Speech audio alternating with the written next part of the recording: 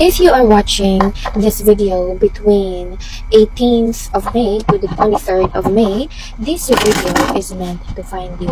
Ito ang mangyayari sa iyo sa susunod na mga araw or for this coming week. Tandaan, hindi po nagpapabayad si Queen Empress. All guidance and readings are free. Ako po ay namimigay ng spells and prediction. So kung gusto mong mabigyan ng spell, pumunta lamang po sa aking live. Every night po yan. 8 p.m. to 12 midnight. At kung gusto mong makasali sa aking mga live session and free guidance, i-click lamang ang follow button and star button. Dahil mga live ko po ay specialized, meaning only my followers or only my subscribers can watch those special live. So, may good news ako sa'yo at may bad news ako sa'yo, kapatid. So, ang good news na nakikita ko dito ay this is an new era or it is a new chapter ng buhay mo. No, sabi dito sa chapter ng buhay mo na ito, okay, eto na yung sitwasyon kung saan suswertihin ka na pagdating sa pera. So, this week, maganda ang pasok ng pera sa'yo. So, makaka-receive ka pa. It could be gift, it could be pera, it could be food.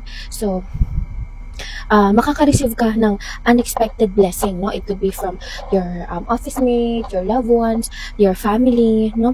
Yun lamang, kapatid, may nakikita ako dito na magiging problema mo. Isang balita ito na ikalulungkot mo, no? Na magiging problema mo. Ngunit ito ay hindi dahil sa'yo. Ito ay kagagawan ng ibang tao na maaari kang madamay. Kumbaga, hindi naman ikaw yung root cause, pero affected ka nung sitwasyon. Ngunit huwag ka mag-alala, no? Dahil sabi dito, no, malungkot ka man, ito ay masusolusyonan mo, no? Ang problema na ito ay madali mong masusolusyonan.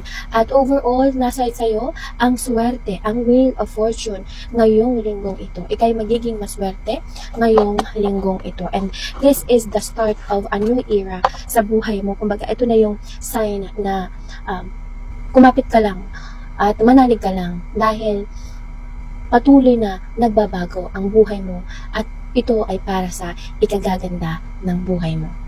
At kung mahilig po kayo sa mga ganitong guidance and rating, at tandaan na i-save ang video na ito, i-repost ang video na ito dahil sinisigurado ko sa iyo na babalikan mo. Huwag mong kalimutang mag-follow at mag-subscribe para makakuha ka din ng free spells na katulad nila.